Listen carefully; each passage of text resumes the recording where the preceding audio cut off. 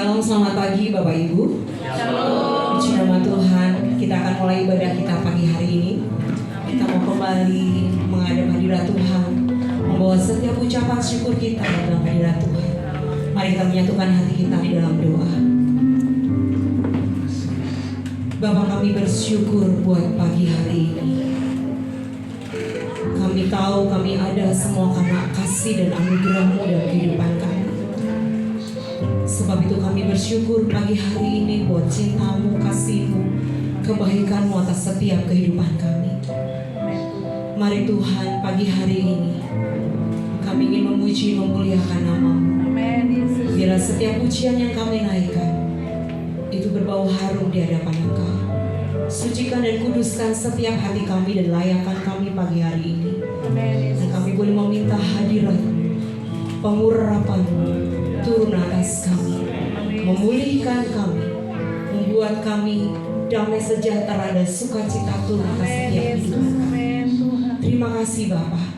Kami menyerahkan setiap jemaat-Mu yang masih dalam perjalanan. Engkau melindungi mereka dan tibakan mereka tempat ini tak kurang suatu apapun. Kami percaya kuasa penyertaan-Mu nyata dalam kehidupan mereka. Dan kami yakin bahwa kuasa-Mu ada di tengah-tengah kami ketika kami menaikkan setiap pujian dan penyembahan kami. Kami menyerahkan ibadah kami pagi hari ini dari awal, pertengahan, hingga akhirnya ke dalam tangan kuasa. Terima kasih Bapa. Di dalam nama Tuhan Yesus kami berdoa dan mengucap syukur. Haleluya. Amin. Bapak Ibu, kita mempunyai Tuhan Yesus yang hidup. Amin. Dia tidak hanya mati, tapi Dia hidup dan Dia bangkit. Dan Dia memberikan Roh Kudus-Nya atas setiap kehidupan kita. Mari pagi hari ini kita membawa hidup kita di hadapan Tuhan, ucapan syukur kita di hadapan Tuhan. Kita percaya ketika Roh Kudus ada di tengah kita, mujizat, keajaiban terjadi atas kehidupan kita. Mari bawa hatimu, mari bawa penyembahanmu dan ucapan syukurmu di hadapan Tuhan.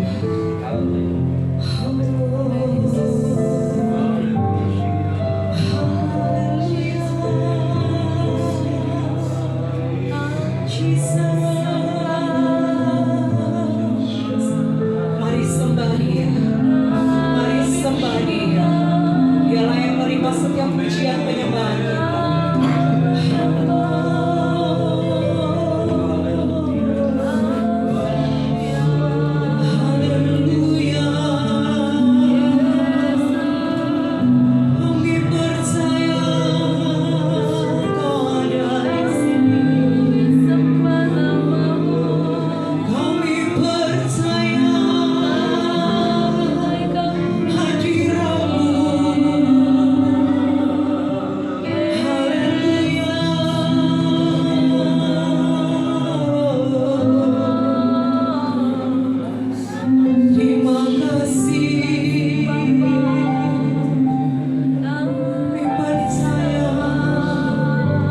Percaya Roh Kudus Engkau hadir di tempat ini, menjamah setiap hati kami dan memulihkan kami. Terima kasih Yesus, terima kasih Roh Kudus. Roh Kudus hadir di sini. Amin. Mengalir di bait suci. Berdarah ajaib pun terjadi, kuasa mujizat nyata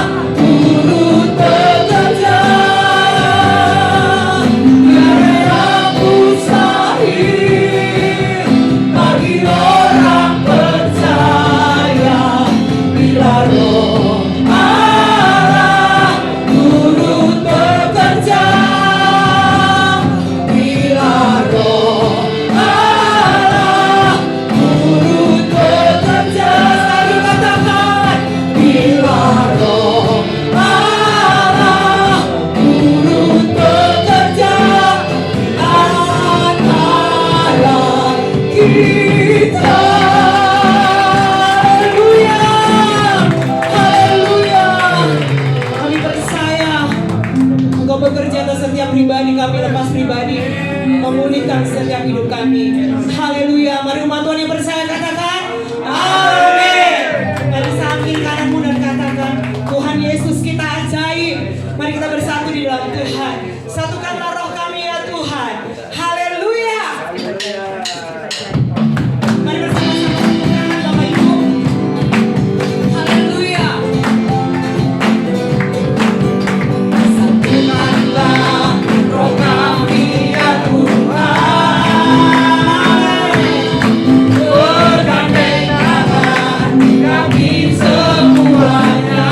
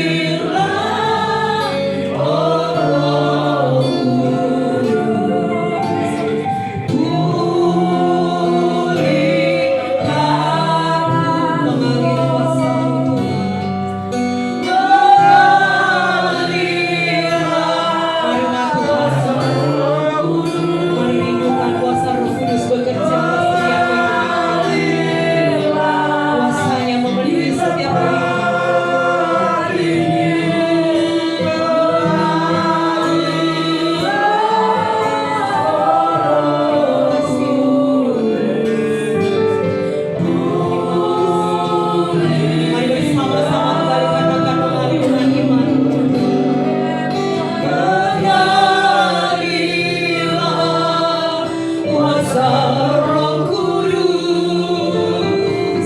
mengalir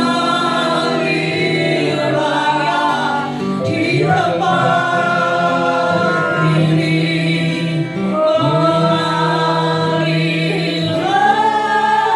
oh Roh Kudus, pulihkan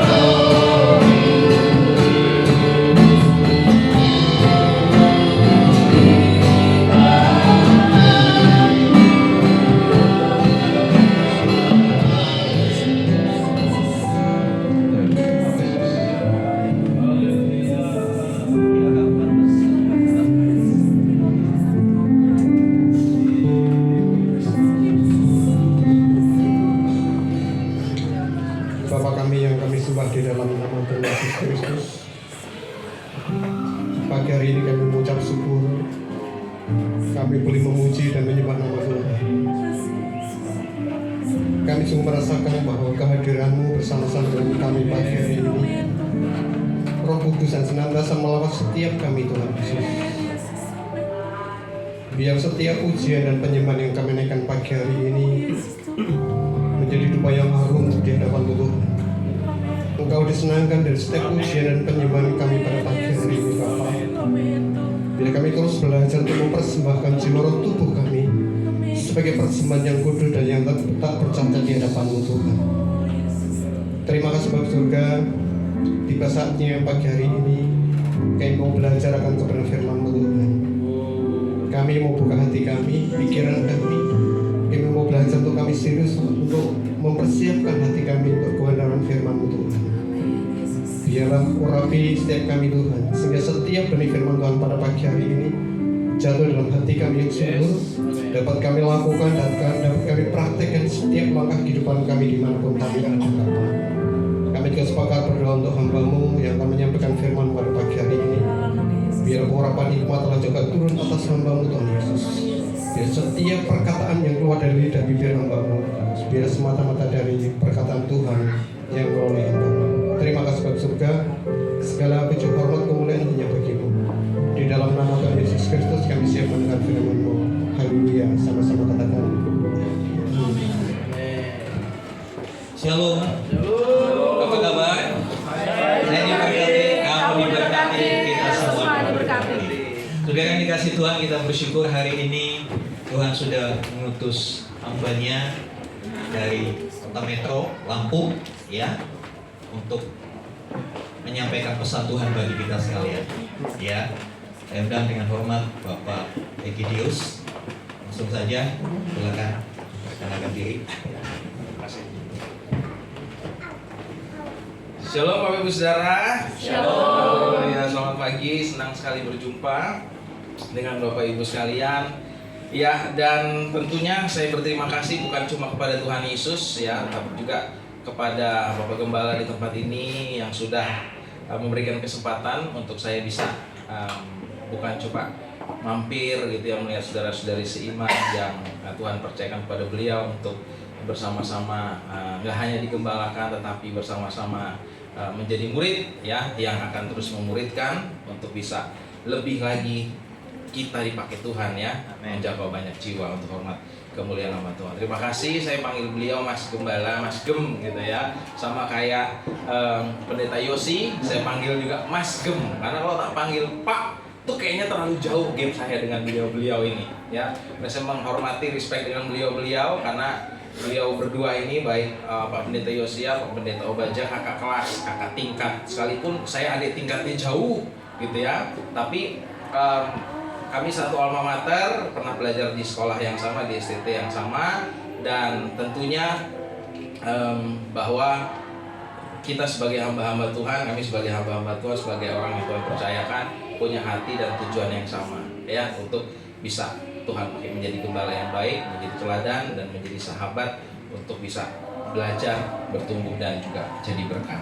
Ya, puji Tuhan, luar biasa. Dan saya percaya kalau ada pertemuan-pertemuan seperti ini, Bapak Ibu, nggak ada yang namanya dilalah, betul ya, Pendeta ya Pak Gong ya. Dan kalau dalam hidup kita ada istilah kebetulan, ya. Wah pas, bener kebetulan, nggak, saya nggak percaya kebetulan. Ya karena kita berkata Roma 8 ayat 28 bilang atau katakan segala sesuatu mendatangkan kebaikan, ya. Tetapi bagi siapa dulu? Kalau kita nggak mengasihi Tuhan, nggak terpanggil sesuai dengan kehendak dan rencana Tuhan, ya nggak akan ada kebaikan dalam hal yang buruk sekalipun, bahkan hal yang baik menyenangkan dalam hidup kita. Ya, nah itu sebabnya kalau hari ini kita berjumpa, ini suatu hal yang bukan kebetulan. Ada pepatah bilang tak kenal maka tak sayang, Bapak Ibu. Singkat saja, saya mau perkenalkan diri supaya nanti Bapak Ibu kalau ada yang punya keluarga di Lampung ya atau di kota Metro dan sekitarnya ya bisa mungkin bertemu dan bertegur sapa. Oke, nama saya Egidius Paulando Tisra. Yang kira-kira Bapak Ibu ada yang bisa tebak saya sukunya apa? Cuma Pak Gembala yang tahu ya, yang lain pasti belum tahu. Ada yang bisa tebak? Kalau dari face, dari logat, ada yang tahu? Bisa tebak? Ada yang tahu? Nggak ada ya? Hah? Bugis. Wah, itu bukan. Ada lagi? Batak bukan. Ya, masih jauh. Ada lagi? NTT kok tahu NTT? Saya orang NTT. Ya, saya orang NTT Bapak Ibu ya. Seorang NTT, seorang Flores, tapi mami saya orang Manggarai, orang Talaut. Ada yang orang Sulawesi Utara di sini? Nah, mami saya orang Talaut ya, sekalipun sukunya bukan suku Minahasa, Talaut ya. Ada Sangihe, Talaut dulu, Sangir Talaut jadi satu. Sekarang Sangihe kabupaten sendiri, Talaut kabupaten sendiri. Nah, mami saya berasal dari sana. Ya, jadi kalau orang bilang sukunya apa Pak? Ya saya suku Flores. Nah, anaknya berarti apa? Ya anak 1000 pulau lah. Jadi sebenarnya karena campur-campur ya Indonesia Raya. Oke. Nah, jadi itu perkenalan dari saya suku Flores ya Bapak Ibu Saudara yang dikasih Tuhan. Saya melayani menggembalakan jemaat di Gereja Bethel Tabernakel Jemaat Immanuel Kota Metro. Ya, saya melanjutkan atau meneruskan pelayanan yang dirintis oleh Bapak mertua saya sebagai gembala di Kota Metro di tempat saya melayani sebelumnya di tempat saat ini ya bersama dengan istri saya. Kami dikaruniai 2 orang anak. Yang pertama sekarang masuk SMA, yang sudah lulus SMP, perempuan. Yang nomor 2 kelas 5 naik kelas 6 laki-laki. Ya, dan itu saja sekilas perkenalan dari saya. Semoga kalau main-main ke Lampung atau ke Metro jangan lupa mampir ya. Puji Tuhan. Nah, hari ini kita mau belajar tentang kebenaran firman Tuhan yang Bapak Ibu Saudara saya berikan dalam sebuah judul yang dipanggil untuk menjadi saksi Kristus. Sama-sama kita katakan supaya nanti pulang atau di komsel, mana judul khotbahnya apa ya? Jangan sampai lupa. Ayo kita bilang sama-sama 2 3 dipanggil untuk menjadi saksi Kristus. Nah, saya undang kita semua berdiri, Bapak Ibu Saudara, menghormati firman Tuhan. Kita akan baca ayat ini atau nas bacaan kita. Saudara bisa berdiri dan kita akan baca sama-sama nas bacaan kita di Kisah Para Rasul pasalnya yang ke 1 ayat yang ke-8. Oke? yang nggak bawa Alkitab bisa lihat di depan, yang bawa Alkitab smartphone bisa dilihat Alkitabnya. Pastikan di mode pesawat supaya fokusnya tetap pada firman Tuhan. Oke, Kisah Para Rasul pasal 1 ayat yang ke-8, nanti kita baca sampai ayat yang ke-11. Kita baca dulu ayat yang ke-8. 2, 3. Tapi kamu akan menerima kuasa kalau Roh Kudus turun ke atas kamu, dan kamu akan menjadi saksiku di Yerusalem dan di seluruh Yudea dan Samaria dan sampai ke ujung bumi. Sesudah ia mengatakan demikian, terangkatlah ia disaksikan oleh mereka, dan awan menutupnya dari pandangan mereka. Ketika mereka sedang menatap ke langit, waktu ia naik itu, tiba-tiba berdirilah 2 orang yang berpakaian putih dekat mereka, 11, dan berkata kepada mereka, "Hai orang-orang Galilea, mengapakah kamu berdiri melihat ke langit? Yesus ini yang terangkat ke sorga meninggalkan kamu akan datang kembali dengan cara yang sama seperti kamu melihat dia naik ke sorga." Amin. Silakan duduk. Puji nama Tuhan. Ya, Bapak Ibu Saudara dikasih Tuhan, kita belajar hari ini dalam sebuah judul khotbah yang berjudul dipanggil untuk menjadi saksi Kristus. Saudara dikasih Tuhan, hari ini merupakan sebuah hari atau peristiwa besar dalam kekristenan, di mana ya dalam iman kita patut memperingati ya suatu momen atau peristiwa yang sangat luar biasa, yaitu hari Pentakosta. Kita tahu bersama hari ini adalah hari di mana Tuhan Yesus menggenapi janjinya mencurahkan Roh Kudus, Roh penolong ya, atau penolong itu atau penghibur kepada umatnya yang jatuh di hari yang ke-50 ya setelah kebangkitan Kristus dari kematian. Nah, kemudian hari raya Pentakosta juga merupakan hari yang diberikannya hukum Taurat ya di era Perjanjian Lama, dan kalau di hari di Perjanjian Baru ini yang merupakan hari dicurahkannya Roh Kudus ya atas para rasul di Yerusalem sebagai ya suatu titik awal terbentuknya gereja Kristen mula-mula atau gereja Kristen perdana. Tetapi Bapak Ibu Saudara, ada banyak orang Kristen, khususnya kita kalangan Pentakosta karismatik ya, menjadikan suatu momen istimewa ini dengan suatu hal yang mungkin apa ya, kalau saya bilang agak memang penuh dengan euforia, tetapi bisa menjadi ya hal yang mendatangkan hal atau sesuatu yang tidak esensi atau sesuatu yang tidak mendasar lagi ya. Kenapa Saudara? Karena ada banyak gereja-gereja ya, sekali lagi saya maksudnya nggak menyalahkan, tidak menyerang Bapak Ibu Saudara. Ada banyak dari kalangan gereja kita, gereja Pentakosta biasanya menyelenggarakan doa 10 malam ya. Bagus nggak? Saya bilang bagus, silahkan dilakukan. Kenapa? Karena meneruskan tradisi gereja mula. Tetapi nggak boleh ya yang tidak melakukan bilang wah itu begini itu begitu ya. Lebih baik dihormati saja ya Bapak Ibu. Kalau mau lakukan nggak apa-apa lakukan. Tetapi kalau yang melakukan ya gereja yang melakukan tidak kemudian melihat ada gereja yang nggak melakukan, juga nggak boleh nyerang, nggak boleh menjelek-jelekan. Ya seperti tempat saya ya, secara khusus saya juga nggak membuat ibadah doa 10 malam karena bagi saya memang ya Roh Kudus sudah dicurahkan 2000 tahun yang lalu ya. Dan Saudara, bahkan saya bisa minta Roh Kudus setiap hari, setiap saat, nggak usah tunggu setahun sekali. Nah maksud saya begitu loh Bapak Ibu ya, yang mengerti katakan amin. Ya. Jadi setiap saat, setiap waktu Roh Kudus itu tersedia untuk Anda dan saya. Tetapi dalam kerangka berpikir memelihara tradisi gereja mula-mula ya nggak apa-apa ya, yang penting kontennya benar, isinya benar ya, memang doa dengan hati yang terus merindukan Roh Kudus, yang melatih dan membawa jemaat punya hati yang penuh dengan kehausan, nggak ada salahnya. Tetapi jangan sampai salah ya Bapak Ibu menangkap pesan Tuhan yang kuat bahwa Roh Kudus itu sudah dicurahkan 2000 tahun yang lalu, sehingga kita tidak perlu ya hanya kalau mau lakukan tradisi bagus, tapi jangan lantas membuat stigma dalam pemikiran kita bahwa wah ini momen nih pencurahan Roh Kudus, baru rajin 10 harinya doang rajin. Halo, betul nggak? Iya. Nah itu loh maksud saya. Jangan sampai kita kehilangan esensi yang mendasar bahwa harus waktu 10 harinya ini wah doa sungguh-sungguh. Nah, terus kalau ada 10 hari doa, terus kemudian nih kita mendapatkan baptisan Roh Kudus. Terus hari ke-11, 12 sampai Natalan mau ngapain? Tanda tanya nggak buat kita?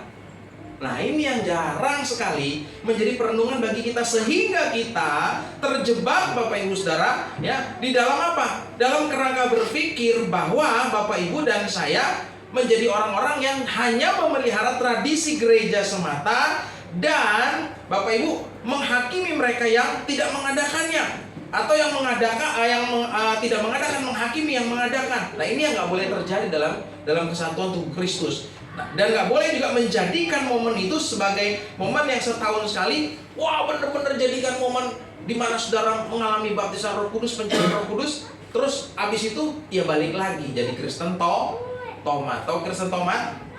Habis tobat kumat. Ya nggak apa-apa Pak, bener juga, habis tobat maksiat ya, sama aja tuh. Tobat kumat. Nah itu yang nggak boleh terjadi. Nah sehingga apa? Akhirnya momen-momen seperti ini membuat gereja kehilangan fokus untuk membawa jemaat memiliki spiritualitas. Ya, spiritualitas yang sesuai dengan kehendak Tuhan dan terjebak. Nah, ini saudara garis bawahi di dalam yang namanya spiritisme. Apa spiritisme? Spiritisme adalah kepercayaan atau keyakinan yang sangat berlebihan tentang dunia roh. Jadi kalau kita Bapak Ibu Saudara jadi orang Kristen hanya ya menitik beratkan yang namanya tentang spiritisme, hal-hal yang berlebih-lebihan ya tentang dunia roh, tetapi saudara nggak mau bertekun dalam pengajaran. Nah, saudara dan saya malas baca Alkitab, saudara dan saya nggak suka memuji menyembah Tuhan dimanapun saudara dan saya berada, berarti ada yang salah. Ini yang nggak boleh jadi fokus dalam hidup kita, bahwa wah waktu kita mengalami baptisan Roh Kudus, wah kita sampai geletak-geletak, geleper-geleper, manjat-manjat misalnya saudara ya, atau muntah-muntah. Ya terus kalau udah begitu, kita mau ngapain? Itu kan tanda tanya. Nah, jadi jangan terjebak dalam spiritisme, karena Tuhan nggak mencurahkan Roh Kudusnya supaya saudara jadi orang yang roh. Amin. Tuhan mau apa? Spiritualitasmu itu loh yang akan apa? Dipakai Tuhan untuk membuat Injil Kerajaan Allah diberitakan. Karena kalau saudara dan saya cuma hebat, ya kita misalnya bahasa rohnya luar biasa kenceng sampai malaikat melipir gitu saudara ya. Itu bahasa roh, terus kita main musik sampai geter-geter gitu kan. Terus kita apalagi khotbah tumpang tangan, orang gelepak-gelepak. Penyihir juga bisa kali bikin begitu saudara. Benar nggak? Loh iya. Tapi pulang pelayanan, pulang ke rumah selingkuhan. Nah, ayo. Kan spiritualitasnya nggak ada. Ya. Pulang pelayanan masih main mahjong, judi. Bener nggak? Pulang pelayanan masih judol. Loh, bener nggak? Nah, jadi ini loh Bapak Ibu, ini saya nggak dapat sponsor dari Pak Gembala, enggak ya. Jadi saudara nggak perlu.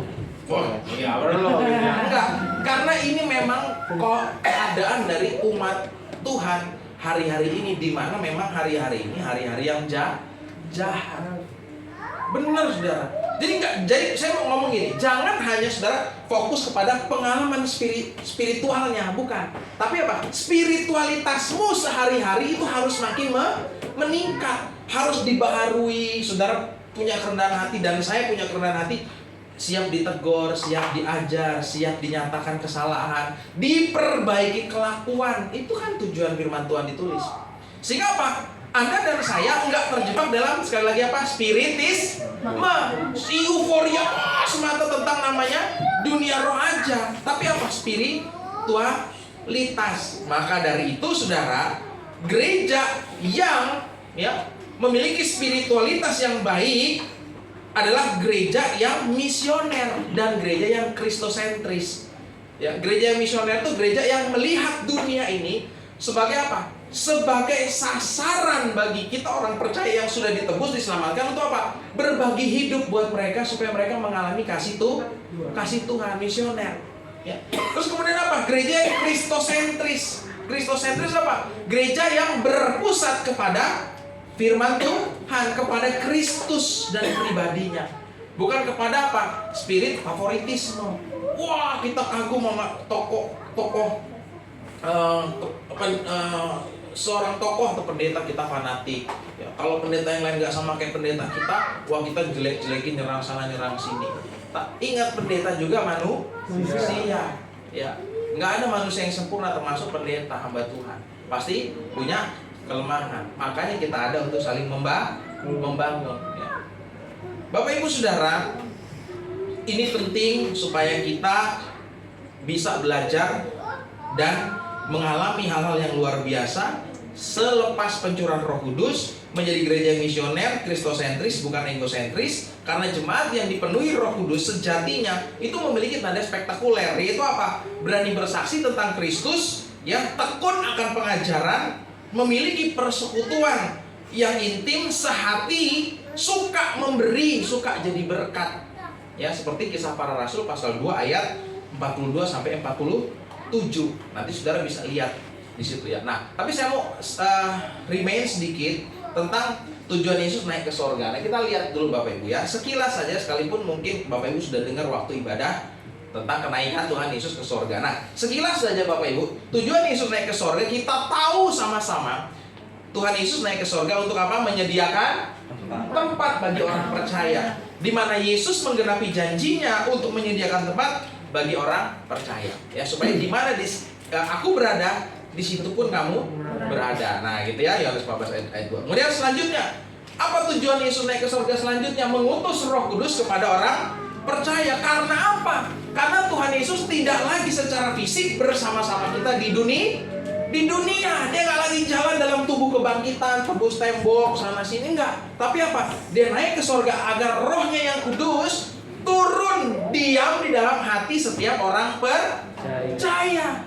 Nah, agar apa Bapak Ibu? Agar Roh Kudus yang nantinya menolong dan memimpin semua orang percaya melanjutkan pekerjaannya di dalam dunia. Makanya tadi, gereja yang benar bukan gereja yang cuma terjebak dalam spiritisme, tapi apa? Jadi gereja misioner, gereja yang seperti nama gereja kita di tempat ini, Impactful Community. Nah kan, GBT Impactful Community udah punya impact, dampak belum kita? Ini panggilan kita loh sebagai orang percaya. Jadi bukan cuma untuk kita lah. Karena Roh Kudus, kita terjebak jadi orang suci gitu ya saudara. Tapi nggak ada tingkah laku yang mencerminkan apa yang Roh Kudus inginkan. Karena Roh Kudus ini akan nanti nolong, pimpin semua orang percaya melanjutkan pekerjaan Tuhan Yesus di dalam dunia. Nah, itu sebabnya saudara, jarang sekali setelah kita mengetahui hal ini, jarang sekali orang percaya melihat ya, apa yang dimaksud dari perkataan malaikat yang ada di ayat 11. Nah, kalau saudara lihat ini ya, ayat 11 nih. Dan berkata kepada mereka, hai orang-orang Galilea. Yang ngomong ini siapa? Malaikat 2 orang tadi ya, 2 malaikat. Hai orang-orang Galilea, mengapakah kamu berdiri melihat ke langit? Yesus ini yang terangkat ke surga meninggalkan kamu, akan datang kembali dengan cara yang sama seperti kamu melihat dia naik ke surga. Kenapa kok pertanyaannya gini dari malaikat? Hai orang-orang Galilea, mengapakah kamu berdiri melihat ke langit? Waktu saya renungkan Bapak Ibu Saudara, ternyata perkataan dari malaikat ini punya makna yang sangat dalam dan sangat powerful Bapak Ibu. Kenapa kok sangat dalam dan sangat powerful? Karena saudara dan saya waktu membaca ayat yang keempat, nah ayat keempat kita baca dulu. Nah nih, tadi saya katakan, apa sih maksud perkataan dari kedua malaikat yang berkata, mengapakah kamu berdiri melihat ke langit? Nggak banyak orang atau nggak banyak umat Tuhan yang coba melihat perkataan malaikat Tuhan ini sebagai perkataan yang dirindukan untuk apa? Dipertanyakan ke dalam diri kita masing-masing. Nah, saudara, coba lihat di ayat yang keempat. Kita baca sama-sama, 2, 3. Pada suatu hari ketika ia makan bersama-sama dengan mereka, ia melarang mereka meninggalkan Yerusalem dan menyuruh mereka tinggal di situ menantikan janji Bapa yang demikian katanya telah dengar daripadaku. Stop di ayat yang keempat saja. Nah, yang saya mau garis bawahi adalah yang warna kuning. Ia melarang mereka meninggalkan Yerusalem dan menyuruh mereka tinggal di situ menantikan janji Bapa. Jadi malaikat yang berkata kepada para murid di situ, "Hai orang Galilea, mengapakah kamu berdiri melihat ke langit?" Kenapa kok dikatakan, bahwa dalam bahasa sehari-hari ini, kamu orang itu ngapain cuma ngelihat ke langit? Nah, mungkin bahasa sederhananya lah dalam bahasa kita sehari-hari, kamu orang-orang Galilea, ngapain kamu cuma berdiri ngelihat ke langit? Tahu nggak saudara, kenapa kok kedua malaikat ini berkata demikian? Waktu saudara waktu saya menyiapkan hal ini, saya baca ulang-ulang dan saya merenungkan di dalam hidup saya tentang perkataan ini. Murid-murid yang jumlahnya Bapak Ibu sangat banyak saat itu, mereka itu memusatkan perhatiannya kepada peristiwa Yesus yang terangkat naik ke sorga, terbang, karena zaman itu belum ada pesawat terbang. Lah kok ono menungso mabur, kan itu saudara. Nangkep ya? Kok ada orang bisa terbang gitu. Orang yang digadang-gadang atau manusia yang digadang-gadang oleh para murid saat itu akan mendirikan kerajaan secara mesianik, ya, atau mendirikan kerajaan dalam rupa memang pemerintahan tandingan melawan pemerintah Romawi, kan gitu konsepnya. Setelah melihat Yesus mati, wah mereka lemas. Aduh, gimana guru kami? Mereka menyumput ketakutan, kocar kacir, Bapak Ibu. Ya. Kemudian apa? Mereka udah mulai lemas, mereka nggak berdaya. Wah, ternyata kok beneran bangkit. Sampai-sampai mereka perempuan-perempuan nggak kenal lagi yang mau mengunjungi, memberikan merawat jenazah Yesus. Nggak tahu lagi, padahal Yesus lagi di situ. Sangkain tukang kebun kan? Karena udah nggak berharap Yesus itu bangkit. Tapi ternyata bangkit, wah euforia, semangat lagi. Sampai-sampai gak percaya kan kalau itu ternyata Yesus. Nah, semangat menampakkan dirilah Yesus selama 40 hari ya. Sampai makan ikan goreng dan seterusnya kan. Kita berkata seperti itu. Nah, kita melihat di sini Bapak Ibu Saudara, mereka itu ternyata tidak cukup percaya bahwa Yesus ini adalah memang Allah. Jadi gak semua murid-murid saat itu percaya. Ada yang mengaku, Petrus mengaku engkau anak Allah, yang lain mengaku engkau anak Allah, tapi nggak semua. Masih ada orang-orang yang saking kagumnya, domblong kok enek menungso iso mabur, terangkat tuh sama lama kan tertutup awan. Kita bilang, makanya malaikat bilang, hei orang-orang Galilea, ngapain kamu berdiri menatap ke langit? Yesus itu yang naik, nanti dia juga akan turun lagi jemput kamu, seperti dia waktu naik di awan-awan, ya. Nah, Bapak Ibu Saudara dikasih Tuhan, hal ini menjadi jawaban bagi saya dan bagi setiap kita yang jika pada masa itu murid-murid hanya kagum, Tuhan bilang, lu jangan kagum, jangan cuma domblong heran, pergi ke Yerusalem, tunggu janji Bapa mencurahkan Roh Kudus. Sebab nanti waktu kamu tidak hanya domblong, tapi kamu pergi ke Yerusalem, kamu menantikan Roh Kudus. Setelah Roh Kudus dicurahkan, kamu baru akan jadi saksiku. Nah, hari ini sekalipun kita bukan murid-murid Yesus yang hidup di 2000 tahun yang lalu, yang menanti Roh Kudus dicurahkan, karena hari ini Roh Kudus sudah dicurahkan. Pertanyaan yang sama dengan nada yang berbeda dan dengan tekanan yang berbeda, seharusnya kita pertanyakan juga kepada hidup kita. Inilah yang mau kita pelajari. Sebagai murid Yesus, pertanyaan ini pun Bapak Ibu Saudara harus menjadi perenungan kita. Sekalipun pertanyaannya nggak seperti tadi bentuk kalimatisasinya. Hai orang-orang Delta Mas ya. Hai jemaat Impactful Community Delta Mas, ngapa kamu berdiri menatap dia ke langit? Dia nggak ngomong seperti itu lagi, saudara. Karena ini pertanyaan dari malaikat kepada para rasul saat itu. Nah, bagi kita hari ini pertanyaannya nggak sama, tetapi perenungannya, Bapak Ibu Saudara, harus menjadi pertanyaan bagi kita yang sungguh-sungguh kita renungkan bersama. Untuk apa? Untuk mempertanyakan kepada kita, Bapak Ibu, bahwa apa? Mengapa kita hanya diam? Mengapa kita hanya diam? Baca sama-sama 2, 3. Mengapa kita hanya diam? Diam dalam hal ini adalah, Bapak Ibu, jangan cuma takjub, jangan cuma kagum, jangan cuma heran akan karya Kristus sampai kita bingung dan tidak melakukan sesuatu yang berarti bagi kerajaan Allah. Jangan cuma kita kagum, oh Roh Kudus luar biasa, saya yang dulu nggak bisa, aku nggak punya karunia bahasa lidah, sekarang punya. Ya terus kalau kita udah punya karunia bahasa lidah, hidup kita mau ngapain? Kan banyak orang yang cuma kagum, tadi terjebak dalam namanya apa tadi? Spiritisme belaka. Terus apa yang kita mau lakukan?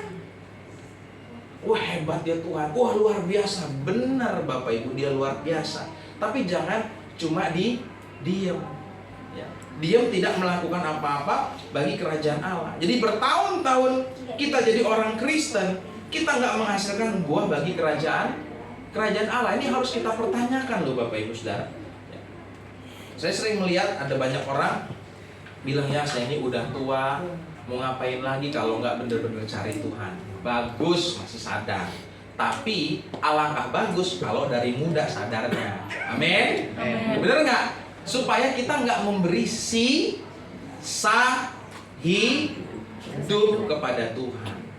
Saya nggak bilang salah loh ya, bagi yang kita yang udah maksudnya udah 40, 50, 60, udahlah sungguh-sungguhlah, apalagi yang mau gue cari di dunia ini. Bagus, saya apresiasi, saya sangat setuju. Tapi lebih lagi, akan lebih bagus kalau yang muda-muda jangan tunggu asam urat, nyeri pinggang. Bener nggak? Ya, Bapak Ibu ya, gigi udah jarang, udah tanggal, udah ompong. Bener nggak Bapak Ibu ya, bahu udah nggak bisa dinaikin, angkat tangan, baru memberi hidup buat Tuhan. Jangan. Kita tuh sebenarnya jadi orang yang kalau sadar itu jahat loh Bapak Ibu. Kenapa? Karena kita kasih sisa hidup untuk Tuhan. Saya bukan berarti bilang semua harus jadi pendeta. Saya nggak bilang gitu ya. Tapi apa? Jadilah berkat, jadilah orang-orang yang melayani Tuhan dengan kapasitas, dengan panggilan kita masing-masing. Bapak Ibu yang ada di marketplace, mungkin kita punya ya profesi atau pekerjaan tambal ban. Jadilah berkat di situ. Saudara yang jadi dokter, saudara yang jadi pilot, saudara yang jadi mungkin cleaning service, Bapak Ibu yang jadi karyawan di sebuah perusahaan toko ya atau pimpinan apapun, disitulah ajang wadah kita untuk menjadi surat Kristus yang terbuka. Nggak harus semua jadi pendeta lah. Kalau semuanya jadi gembala, menjadi pendeta sopo cuma hati. Bener nggak Bapak Ibu ya? Jadi jangan cuma diam. Amin. Apa yang Tuhan kasih dalam hidup kita? Kapasitas apa? Talenta apa yang Tuhan percayakan? Jangan cuma melongo, oh Tuhan aku kagum akan Engkau, oh Tuhan Kau luar biasa. Benar, kamu juga, tetapi Tuhan bilang Anda dan saya juga luar biasa. Nah, ayo coba kita belajar sama-sama. Ya Bapak Ibu, jangan cuma diam. Berapa tahun kita ada di gereja ini? Ayo, apa yang udah kita buat? Halo? Ya, apa yang kita buat? Bapak Ibu, saudara mau bungkus permen aja saudara ambil dari gereja, tisu, itu saudara udah melayani loh. Amin. Ya. Saudara nyambut tamu ya, jadi usher di depan itu.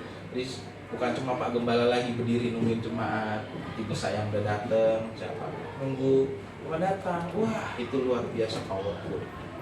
Di rumah berantem rebutan kamar mandi, ya enggak? Pas mau datang ke gereja, lihat, shalom Pak, shalom Bu, jemaat yang lainnya, yang di rumah ribut, ya.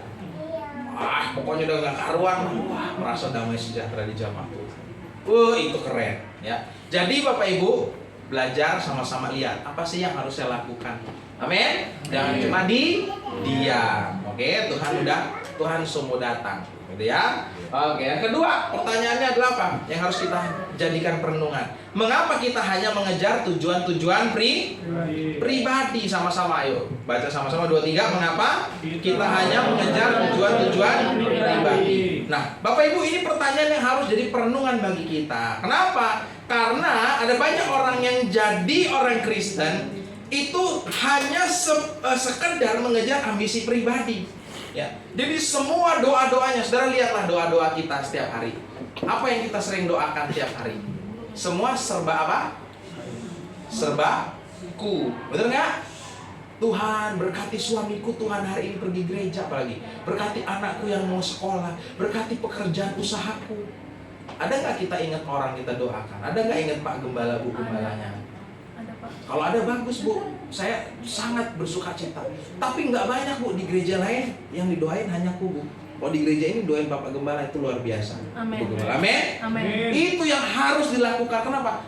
Bapak Ibu, saudara, Bapak Ibu Gembala kita bisa kuat hari ini berdiri kalau nggak ada support, bukan secara jasmani doang, secara rohani dari doa-doa jemaat nggak mungkin bisa teguh berdiri sampai hari ini. Lo benar Bapak Ibu, ya. Wah, saya dengar cerita beliau telepon-teleponan. Aku juga lah mau cerita pengalaman pelayanan. Cerita kami telepon-teleponan. Hampir sejam ya, Agem ya. Sampai, wah seru nih. Padahal waktu itu Indonesia lawan Cina. Wah, tapi saya udah tunggu pertandingan ini. Saya jarang ditelepon, Pak Pendeta saya nelpon. Indonesia tak tinggalin, saudara. Ngobrol sama beliau. Bener, sampai 1 babak itu lebih telepon. Kami cerita bertukar pikiran, nggak mudah pelayanan. Makanya Bapak Ibu, dalam doa-doa kita cobalah lihat apa yang sering kali kita doakan. Sering nggak kita memberkati pemimpin kita, baik yang ada di gereja kita. Sering nggak kita berdoa bagi pelayan-pelayan. Sering nggak kita berdoa untuk apa? Untuk gereja Tuhan yang ada di seluruh dunia. Sering nggak kita berdoa bagi pekabaran Injil. Sering nggak kita berdoa bagi negara. Dah, itu harus menjadi apa tuh namanya sesuatu yang menjadi tujuan hidup kita. Jangan hanya mengejar tujuan pribadi. Nah, saudara, kalau mau lihat Anda dan saya itu egosentris atau enggak, berpusat pada diri, cobalah kita selfie sekali sih. 1, 2, cheese. Nah, habis itu yang dilihat siapa? Diri sendiri. Ya. Gue jelek, ulang fotonya. Gue belum senyum. Rambut gue masih melebar ke depan. Bener nggak? Bener. Itu bukti kita tuh egosentris. Nggak mau kita jelek. Ya, kalau ada yang mau kita jelek, berarti ada yang salah. Pasti apa? Kita pengen ulang sih, belum siap. Kok gue jelek banget sih? Terus habis itu dikasih emot muka kita, dikasih gambar smile supaya orang nggak lihat foto kita kan bahwa itu kita. Kan ada yang begitu. Ya. Tapi di sini ya saya percaya lah, semua puas lah Bapak Ibu ya. Khusus yang nggak siap lihat fotonya ya. Just kidding, saudara. Artinya ya itu salah satu indikator melihat kita tuh egosentris, nggak lihat aja foto kita. Bapak, waktu kita habis selfie. Jadi apa? Ini membuktikan ada banyak orang Kristen bertahun-tahun jadi orang percaya hanya mengejar tujuan-tujuan pribadi. Tuhan, nanti kalau saya diberkati Tuhan, saya mau begini untuk Tuhan. Opo tenan. Bener nggak? Kalau udah diberkati apa masih rajin gereja? Pak Gem, mohon maaf, saya jangan dijadwal dulu. Kenapa? Aduh, Mas, saya sibuk banget ini. Waktu dulu berdoa minta pekerjaan apa? Tuhan, woi, sampai kursi goyang-goyang, hendak digoyang. Oh Tuhan, kayak orang Korea mau berdoa. Aboji, gitu kan. Oh berkati, oh Tuhan buka jalan puasa. Giliran ada doa puasa di gereja, udah diberkati Tuhan. Apa Gem? Belum bisa. Ya, itu yang seringkali terjadi dalam hidup kita. Ya. Ada banyak perubahan-perubahan terjadi. Doanya serbaku. Kalau udah diberkati, udah lupa Tuhan. Nanti kalau Tuhan ingetin kita balik dengan cara-cara yang kita tidak inginkan, mulai Tuhan kok jahat, Tuhan kok harus aku, Tuhan kok gini, protes. Nek wong Jawa ngomong mutung, mutung nesuan gitu ya. Akhirnya apa? Mogok. Ya, Bapak Ibu. Ini yang nggak boleh terjadi dalam hidup kita. Jadi makanya saya nggak setuju kalau saudara dan saya jadi orang Kristen punya semangat Pentakosta tapi terjebak dalam spiritisme. Tuhan mau spiritualitas kita. Ya. Jadi jangan hanya mengejar tujuan pribadi, jangan jadikan Kristus sebagai alat pemenuhan kebutuhan semata dalam hidup kita. Ya. Nah, kemudian yang ketiga, Bapak Ibu Saudara, apa yang harus kita pertanyakan? Nah, sebagai murid Yesus, pertanyaan malaikat ini sekalipun dalam kalimat yang berbeda, tetapi nada dan makna itu harus menjadi perenungan bagi kita. Nggak hanya kita diam saja, nggak berbuat apa-apa, nggak hanya kita mengejar ambisi tujuan kita pribadi, tetapi mempertanyakan hal ini. Baca sama-sama 2-3. Mengapa kehidupan kita masih dikuasai ketakutan? Takut manusiawi, Bapak Ibu, ya. Takut manusiawi. Saya tadi berangkat sini sama Pak, sama Kyuk. Bentar Pak, agak ngeren kita kiri ya, agak mandek. Kenapa? Lihat, ini pintu ayon ke kiri. Takut, wajar nggak? Wajar kalau nyasar, nanti yang khotbah bisa kelamaan kan? Takut wajar, takut nyasar, takut salah jalan, takut kekurangan, takut apa lagi. Tapi ingat ya, saya bukan artinya memberikan sebuah dispensasi dalam ketakutan kita. Artinya dalam hal manusiawi, takut wajar sebagai manusia normal. Yang nggak wajar atau kurang ajar adalah kalau ketakutan kita itu melampaui keyakinan kita akan pemeliharaan Tuhan dalam hidup kita. Padahal kita tahu 1 Petrus 5 ayat 7 bilang apa? Serahkanlah kekhawatiranmu kepada Dia sebab Dia yang memelihara kamu. Ya. Serahkanlah, kita berdoa, Tuhan kami serahkan hidupku, aku serahkan, anak-anakku serahkan. Udah diserahkan kan? Artinya apa? Saya udah kasih nih. Gembala tak serahin, misalnya tak serahin nih, tak serahkan, aku serahkan. Udah jalan ya. Aduh kok kayak gini ya? Wis udah waktunya. Aduh, kok belum datang ya jawaban Tuhan. Aduh kok belum ini. Aduh, akhirnya apa? Ambil lagi bebannya, bener nggak? Beban saudara udah kasih ke Tuhan, beban kita kasih ke Tuhan. Tapi apa? Waktu udah mulai apa? Mepet, waktu kita ke pojok, nyelempet, ke fefet, betul nggak? Kita mulai apa lagi? Tuhan, udahlah, aku masih punya aset nggak bergerak, ya nggak? Masih punya sawah. Nek doa kesuwen, lama jawaban Tuhan.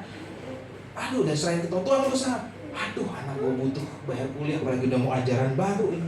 Doa udah puasa sampai gue kurus begini gitu kan. Tapi kok nggak jawab Tuhan. Udahlah nggak apa-apa masih ada motor. Udahlah nggak apa-apa masih ada si A. Udahlah nggak apa-apa masih ada ini. Nah gitu. Saya bukan berarti Bapak Ibu nggak setuju dengan yang namanya pengaturan keuangan. Boleh. Ya. Tapi kadang ketakutan kita yang udah kita serahkan kepada Tuhan, kita ambillah lagi tuh bebannya. Sehingga waktu kita sulit, kita nyalahin Tuhan lah. Nah, dia Tuhan kalau mungkin dibahasakan secara manusia sehari-hari, ya enak aja lu nyalahin gue, salah lu udah serah-serahin ke gue, lu ambil lagi. Nah, gitu kan? Mungkin dalam bahasa sederhananya kita bisa katakan seperti itu. Nah, orang yang masih dikuasai ketakutan yang berlebihan adalah orang-orang yang sejatinya, Bapak Ibu Saudara, ya, tidak mempercayai akan pemeliharaan Tuhan dalam hidup kita. Jadi poin ketiga pesannya, kalau sudah serahkan beban kita kepada Tuhan, jangan lagi ambil bebanku untuk kita pikul sendiri, ya. Tapi apa? Sabarlah, ikutilah proses karena pasti ada waktunya Tuhan untuk menolong dan membuat kita mampu melakukan apa yang Tuhan kehendaki. Amin. Ya.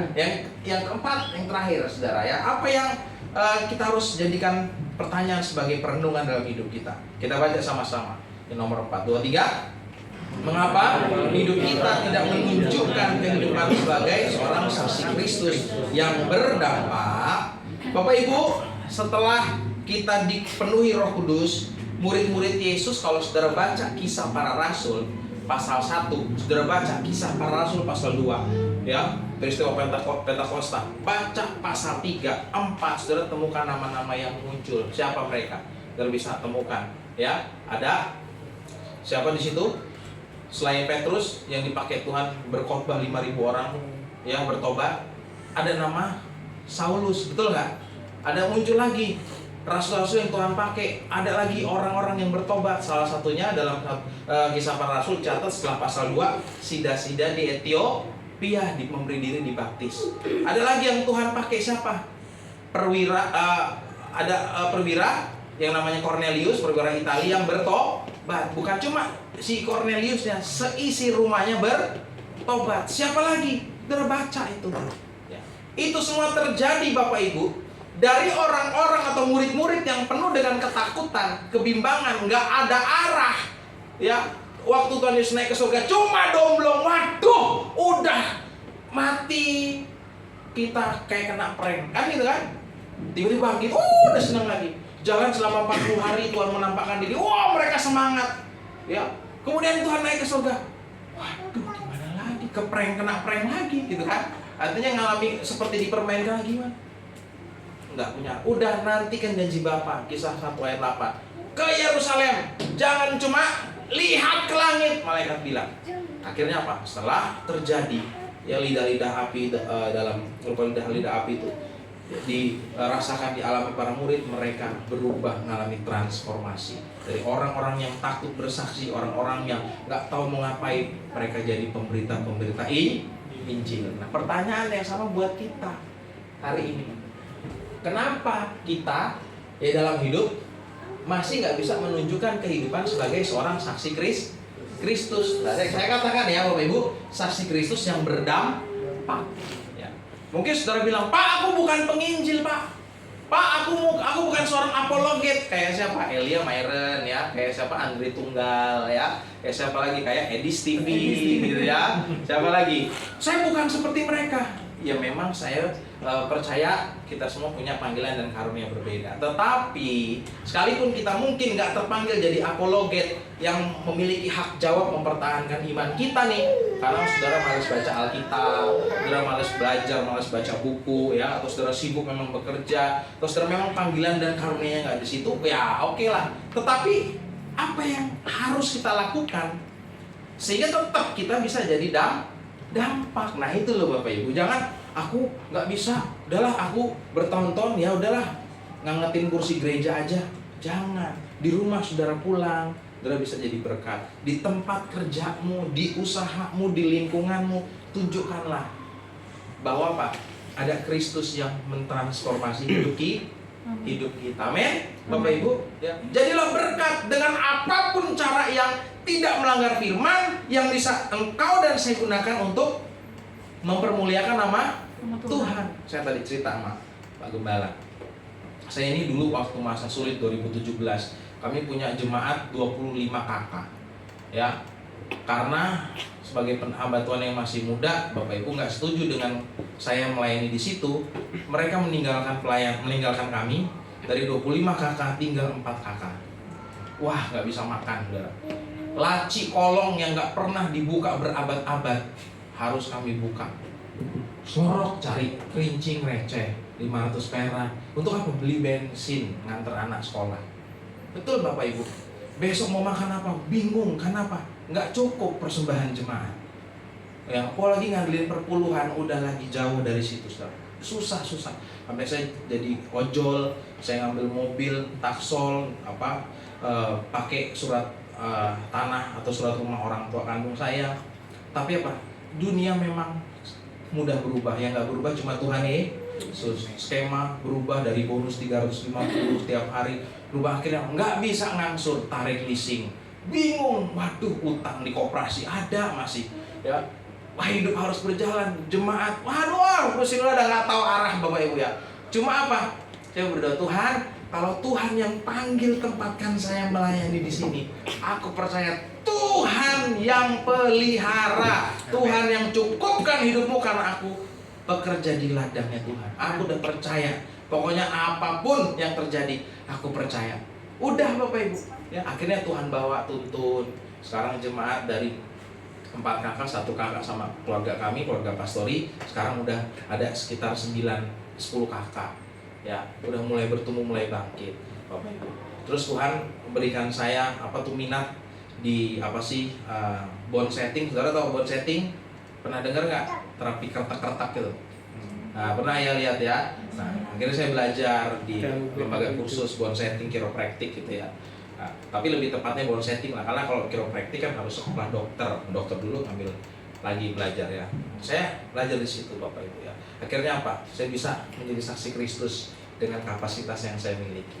ya, orang yang sakit pinggang, orang yang saraf kejepit, orang yang kena gejala frozen shoulder, orang yang gitu-gitu ankle-nya nyeri, orang gitu-gitulah ya, tentang muskuloskeletal ya, tentang tulang belakang dan seterusnya, banyak yang cukup terbantu. Ya, itu. Jadi jangan tunggu sesuatu yang spektakuler, nunggu tiba-tiba doa jatuh dari langit sekarung gitu duit, bener nggak?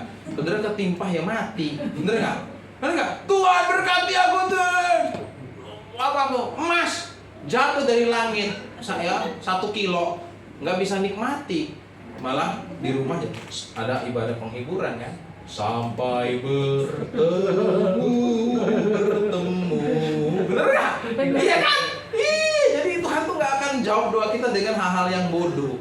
Coba lihat apa yang ada pada aku tertarik nih, minatnya di sini tentang misalnya pijat, belajar. Aku tertarik perbengkelan, belajar. Aku tertarik di otomotif, tertarik di apa? Misalnya di nyanyi, ngonten. Nah kayak gini nih, pakai tripod, ada mic, belilah yang murah-murah. Jangan, wih jelek, harus mic 500.000. Ya kan lu nggak punya duit 500.000 buat beli alat. Yang apa aja yang ada dulu deh. Bener nggak saudara? Dari kamar, ada berkat lagi, tambah lampu-lampu. Ada berkat lagi, tambah gitarnya di upgrade, tambah gitu loh. Itu yang bagian yang suka nyanyi ya, dan lain sebagainya ya. Jadi nggak ada alasan kita nih ya nggak bisa jadi saksi Kristus. Amin. Tidak ada alasan, selalu ada kesempatan bagi kita bersaksi. Nah, yang mau terapi, Pak Bu, berdoa ya, jangan harap sama saya hanya bisa melakukan bagian saya, tapi kesembuhan datang dari Tuhan. Karena saya prakteknya di ruang sekolah minggu, sudah belum punya tempat. Jadi orang kalau datang, ya, minta Sherlocknya, tak kasih Sherlocknya. Udah sampai dekat gereja, belah mananya gereja Mas? Ya pokoknya berhenti aja di gereja, saya keluar. Ya, saya keluar, saudara. Sampai depan gereja, dia orang bingung lihat. Di mana tempat terapinya? Ketakutan saudara, sakanya mau diapain kan dalam gereja kan? Mari silakan. Saya jemput, saya ramah. Selamat siang Pak Buya. Ayo mari lihat belakang, lihat samping yuk. Ada ruangannya di belakang. Ya udah lihat pelang gereja. Udah takut kan? Yang datang yang segini 3/4. Iya Bapak Ibu, benar. Wah, itu kan kesempatan kita bersaksi, bukan mau kristenisasi. Enggak dong, kan kita elegan karena tugas kita memberitakan jadi saksi. Oh, ini gereja ya Om ya? Kan dia tanya sendiri, kayak malah justru enak kita jawabnya, bener nggak? Daripada kita, Pak Bu, kalau hari ini mati, yakin masuk surga?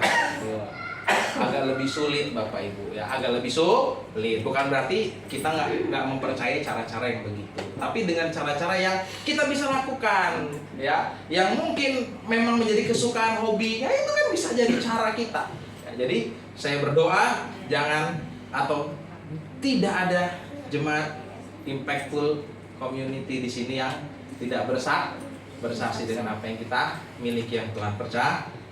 Amin.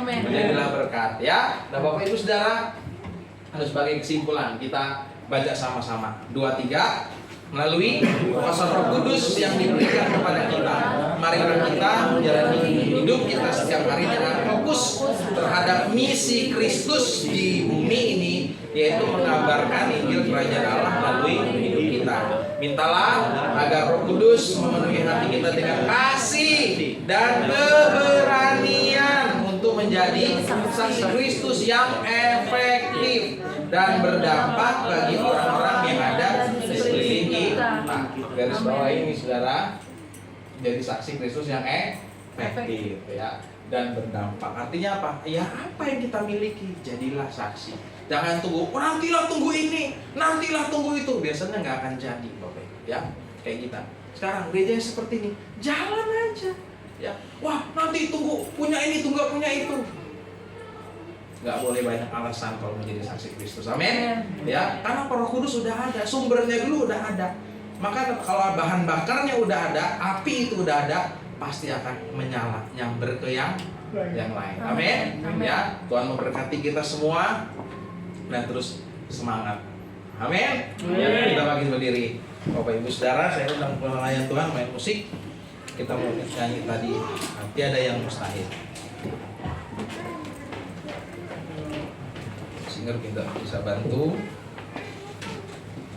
Roh Kudus hadir di sini, mengalir di bait suci.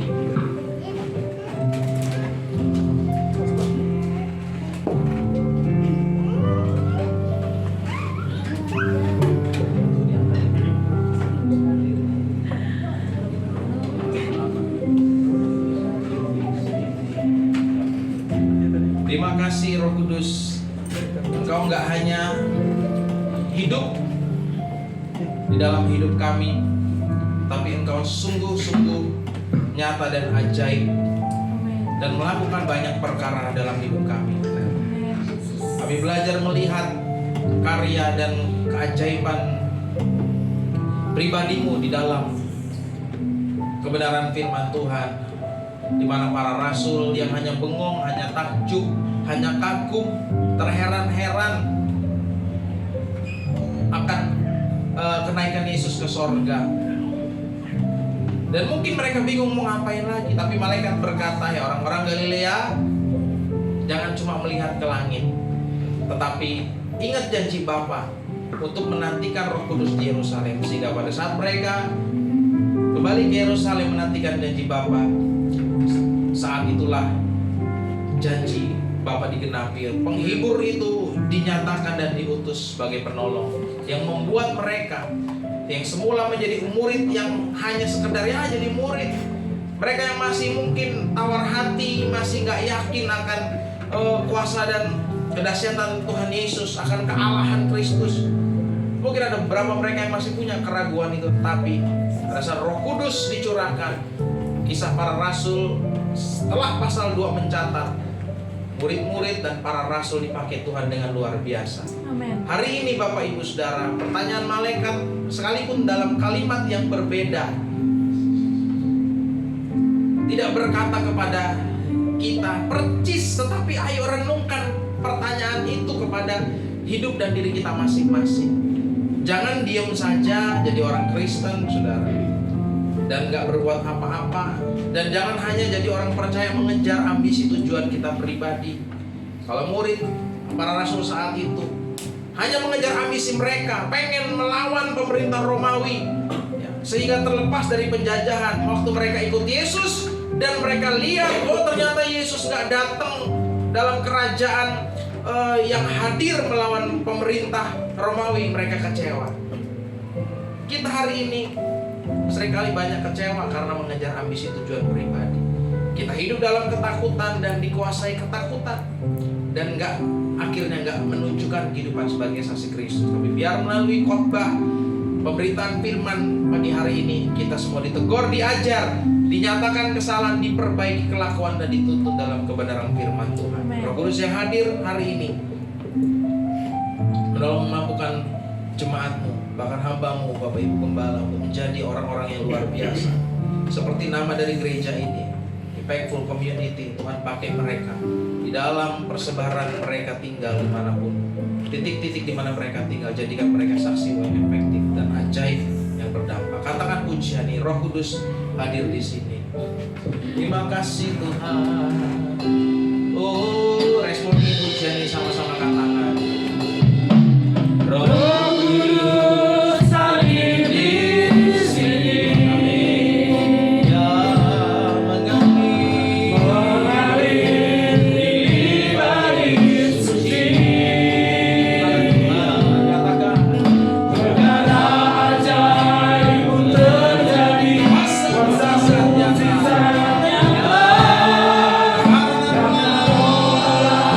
Sedang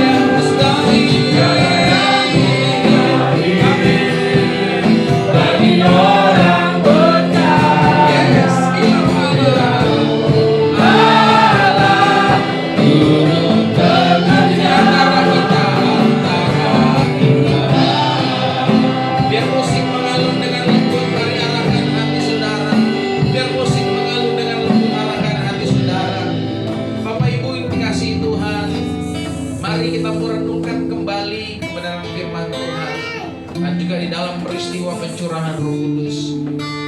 Tuhan, kita adalah roh. Dia hadir dan dia tidak terbatas oleh ruang dan waktu.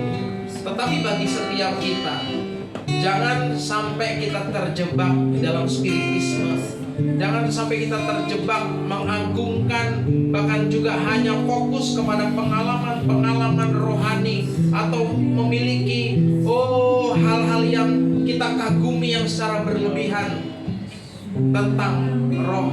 Tapi yang Tuhan mau adalah kita nggak hanya kagum, kita nggak hanya terjebak dalam spiritisme, tapi yang Tuhan mau spiritualitasmu dan spiritualitasku, Bapak Ibu. Kalau hari ini kita mungkin memperingati peristiwa Pentakosta, tahun lalu memperingati Pentakosta, tahun yang akan datang, Tuhan nggak mau lihat itu. Yang mau Tuhan lihat adalah adakah perubahan di dalam hidupmu dan hidupku. Adakah terobosan, adakah karakter yang ada dalam hidupmu yang semakin serupa dan segambar dengan Kristus. Adakah hal-hal yang engkau dan saya hasilkan untuk bisa membawa dampak bagi pekerjaan Allah di lingkungan pekerjaanmu, di lingkungan di mana kau dan saya tinggal, bahkan juga di mana gereja Tuhan ada di tempat ini. Mari saudara, kita memperkarakan dan renungkan pertanyaan ini. Karena ada banyak orang Kristen hanya berpusat pada diri, hanya sekedar mengedepankan yang namanya egosentrisnya, sehingga kita nggak menjadi jemaat yang misioner, nggak menjadi jemaat yang kristosentris, yang berpusat kepada Kristus, dan hanya euforia kepada pengalaman-pengalaman spiritual, bukan kepada spiritualitasnya. Kita belajar dari jemaat mula-mula, setelah mereka mengalami pencurahan Roh Kudus, mereka mengalami terobosan, mereka mengalami perubahan yang luar biasa. Mereka jadi orang-orang yang suka bertemu di dalam persekutuan dan di dalam kesehatian. Mereka suka berkorban, mereka suka memecahkan roti bersama. Mereka artinya apa? Suka untuk saling membangun, berkorban, memperhatikan satu dengan yang lain. Terlebih mereka rindu untuk terus mengalami pertumbuhan dan menjadi saksi Kristus. Hari ini mungkin kita lewati beberapa kali Pentakosta, tapi rajin gak kita baca Alkitab? Bukan supaya diberkati, bukan supaya Tuhan tambah sayang, bukan. Tapi saudaralah yang makin tambah sayang kepada Tuhan. Amin Tuhan. Sebagai orang yang sudah diselamatkan, bacalah firman, punyalah kehausan akan Roh Kudus. Amin Tuhan. Sebagai orang yang sudah diberkati, sebagai orang yang sudah diselamatkan, bukan untuk diberkati Tuhan. Saudara, ambil bagian di dalam melayani, bukan hanya dalam ruang lingkup gereja, di luar, di marketplace pun, dalam profesimu, kau bisa melayani pekerjaan Tuhan. Amin. Jadilah orang yang ambil bagian di situ, Bapak Ibu. Amin. Yes. Dan jadilah pribadi lepas pribadi yang gak hanya bisa menyerahkan ketakutanmu kepada Tuhan, kemudian ngambil lagi untuk kau pikul dengan kekuatan kemampuanmu, tapi serahkanlah kekhawatiranmu. Percayalah Dia yang memeliharamu akan bertindak, mencukupkan apa yang kau dan saya butuhkan menurut kekayaan kemuliaannya, agar kau dan saya melihat Dia itu hidup, Bapak Ibu. Nggak sekedar saudara temukan secara teks, tetapi saudara akan mengalami pribadinya, pribadi yang hidup dan ajaib, pribadi yang turut merasakan apa yang kau dan saya rasakan. Dan jadilah pribadi lepas pribadi yang oleh karena semua itu saudara bisa jadi saksi Kristus yang efektif, sehingga ada banyak jiwa-jiwa dibawa kepada Tuhan, nama Tuhan dipermuliakan. Jangan bilang wah mustahil, enggak. Karena Roh Kudus ada dalam hidup kita, tidak ada yang mustahil dan sukar. Katakan refnya sekali lagi, haleluya. Tiada yang mustahil, tiada yang percaya apapun yang jadi ketakutanmu, apapun yang menjadi kesulitan, apapun yang menjadi batas dalam pikiranmu, bersama dengan saya hidup di dalam kebenaran Tuhan. Bangsa saya melihat arah perubahan ajaib terjadi di dalam nama Yesus. Yang sakit disembuhkan,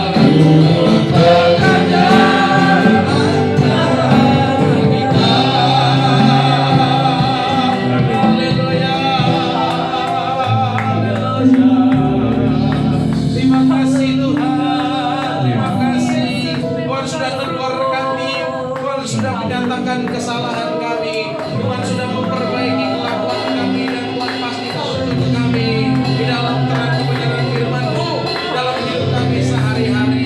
Mampukan kami umat-Mu yang sudah dengar firman, tidak hanya menjadi pendengar yang manis, tetapi keluar dari rumah-Mu yang kudus ini, kami mengambil tekad dan kami mengambil langkah untuk menjadi saksi Kristus di tengah-tengah dunia. Dimanapun Tuhan tempatkan, dengan kapasitas, panggilan, dan karunia yang Tuhan tempatkan, agar mereka yang belum mengalami Kristus, mereka yang belum kenal Kristus, mereka akhirnya melihat Kristus di dalam hidup kami, di dalam pekerjaan usaha kami, di dalam studi kami, di dalam rumah tangga kami, hanya untuk hormat kemuliaan nama Tuhan. Terima kasih Bapa di sorga, terima kasih. Segala puji, hormat, kemuliaan hanya bagi nama Tuhan, di dalam nama Kristus Yesus Tuhan kita. Setiap kita yang diberkati, sama-sama kita katakan amin. Silakan duduk Bapak Ibu, Tuhan berkati.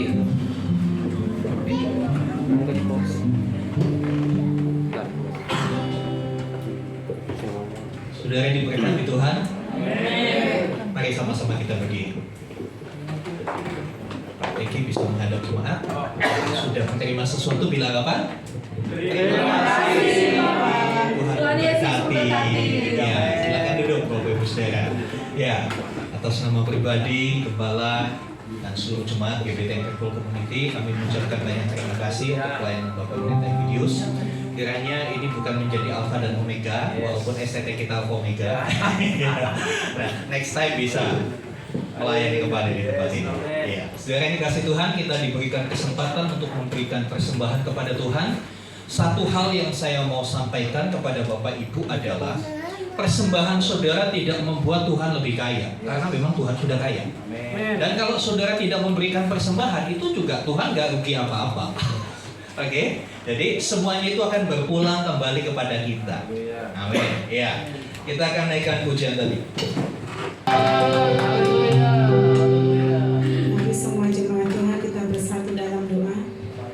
Terima kasih Bapa, terima kasih Yesus untuk kesempatan hari ini Tuhan. Kami mengucap syukur Tuhan bila kami ada di tempat ini Tuhan, semuanya karena kasih karunia-Mu. Kami mengucap syukur Tuhan untuk semua jemaat-Mu yang hari ini sudah hadir Tuhan mendengarkan firman-Mu. Terima kasih Bapa, biarlah firman-Mu Tuhan tidak berlalu begitu saja, namun firman-Mu Tuhan boleh bertumbuh berakar dalam hidup kami. Terima kasih Tuhan untuk pencurahan Roh Kudus-Mu Tuhan. Biar hidup kami Tuhan semakin berkenan di hadapan-Mu Tuhan, dan setiap apapun yang kami lakukan semuanya hanya berasal daripada-Mu Tuhan. Dan kami boleh menjadi saksi-Mu Tuhan di tengah-tengah masyarakat lingkungan kami. Bapa yang baik, kami berdoa untuk hamba-Mu yang telah menyampaikan firman-Mu Tuhan. Engkau berkati pelayanannya, Engkau berkati keluarganya Tuhan, anak istrinya. Engkau berkati Tuhan jemaat-Mu yang Engkau gembalakan Tuhan di Metro Lampung Tuhan. Semakin hari Tuhan, semakin memuliakan nama-Mu. Bapa, kami juga berdoa untuk hamba-Mu Tuhan, Gembala di tempat ini, Bapak Ubaja beserta keluarga Tuhan. Kau juga berkati Tuhan dalam setiap pelayanannya Tuhan. Biar semakin hari Tuhan, semakin indah di hadapan-Mu. Juga untuk seluruh pelayan-Mu Tuhan di tempat ini Tuhan, untuk seluruh jemaat-Mu Tuhan. Biarlah kami senantiasa berlomba-lomba Tuhan untuk menghadap Tuhan, untuk bersekutu di tempat ini. Amin, Yesus. Bapa, bila kami juga Tuhan telah mengembalikan sebagian daripada berkat-Mu Tuhan, mari Tuhan berkorapi Tuhan berkat yang tidak seberapa ini Tuhan, dengan kerelaan hati kami Tuhan, kami menyerahkan kepadamu. Engkau pakai Tuhan persembahan kami untuk kemuliaan kerajaan-Mu Tuhan. Engkau pakai Tuhan untuk pengelolaan di tempat ibadah-Mu ini di gereja Faithful Community ini Tuhan. Terima kasih Bapa, terima kasih Yesus. Segala puji, hormat, syukur, kemuliaan kami kembalikan hanya di hadapan-Mu. Dalam nama Tuhan kami Yesus Kristus kami berdoa, haleluya, amin. Kiara panashi kata karapayashi. Kiara payashi. Tuhan akan taruh satu atau dua nama di hati. Doakan orang itu supaya Tuhan lembutkan hatinya, supaya saudara diberi kesempatan untuk bercerita tentang kasih Tuhan kepada orang itu. Mungkin orang itu hari-hari ini sedang putus asa. Mungkin orang itu sedang berniat membunuh diri. Tuhan bisa pakai saudara untuk menyelamatkan dia. Doakan dulu, doakan dulu, doakan, sebut namanya. Kalau perlu tangisi dia, rebut jiwanya dari tangan iblis. Itulah medan peperangan kita. Haleluya, haleluya, haleluya, haleluya. Orang batas. Terima kasih untuk nama-nama yang Tuhan berikan di hati setiap kami. Kami percaya mereka adalah orang-orang yang sudah masuk target Tuhan untuk diselamatkan. Amin. Mereka adalah orang-orang yang sudah direncanakan untuk mendengar pemberitaan kami.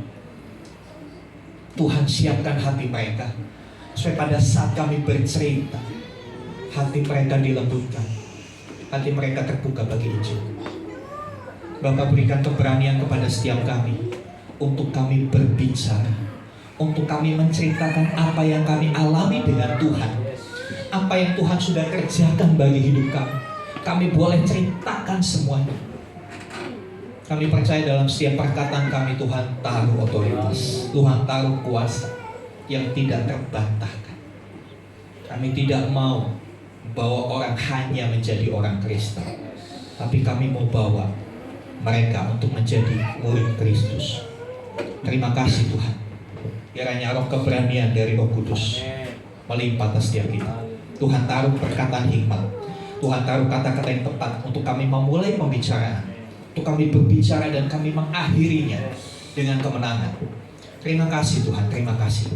Kami berdoa supaya umat Tuhan menjadi umat-umat yang misioner, umat-umat yang mau menceritakan kebaikan Tuhan. Mereka akan menjadi saksi-saksi Kristus yang efektif, yang penuh kuasa, berdampak buat lingkungan Tuhan di mana Tuhan menempatkan kami. Terima kasih Tuhan. Kami berdoa untuk lingkungan gereja ini, orang-orang di sekitar kami yang setiap kali minggu kami ketemu. Kiranya Tuhan membuka kesempatan untuk kami bercerita kepada mereka. Tuhan memberikan damai sejahtera buat mereka. Berdoa untuk pemerintahan setempat, mulai dari RT, RW, kepala desa, camat, bupati, supaya Kabupaten Bekasi ini menjadi kabupaten yang siap untuk dituai bagi Kristus. Kiranya para pemimpin kami diberikan hikmat kebijaksanaan untuk membawa Kabupaten Bekasi menjadi kabupaten yang sejahtera, rakyatnya makmur, ada keamanan, ada toleransi yang tinggi. Berdoa untuk pemerintah provinsi, Pak Didi Mulyadi, Tuhan memberkati hamba-Mu ini, Tuhan melindungi, menuntun dalam hikmat Allah. Berdoa untuk pemimpin nasional, Bapak Presiden Prabowo Subianto, wakilnya Pak Gibran Rakabumi Raka, serta kabinet para menteri, anggota DPR, MPR, DPD, aparat TNI Polri. Serahkan mereka dalam tangan-Mu. Berkati mereka, beri mereka kesehatan, kekuatan, hikmat Allah untuk menuntun bangsa ini melewati setiap krisis, melewati setiap permasalahan, melewati setiap tantangan global, supaya bangsa Indonesia jadi bangsa yang maju, bangsa yang diberkati Tuhan. Dan pada akhirnya berita Injil boleh diberitakan di seluruh ujung negeri ini. Terima kasih Bapa di surga. Terima kasih. Kembali kami menyerahkan hamba-Mu, Bapak Pendeta Egidius, dalam tangan Tuhan.